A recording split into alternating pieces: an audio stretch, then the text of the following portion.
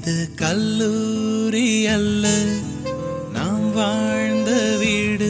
இது கல்லூரி அல்ல நாம் வாழ்ந்த வீடு.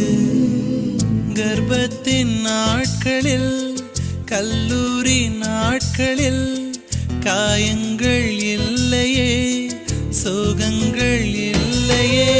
இது போல தினம் வாழ மனம் ஏங்குதே, சுகமான கனவானதே.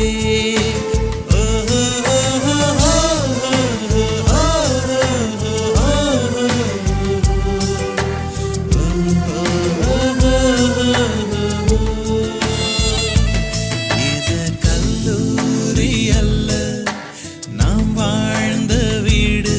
இது கல்லூரி அல்ல நாம் வாழ்ந்த வீடு.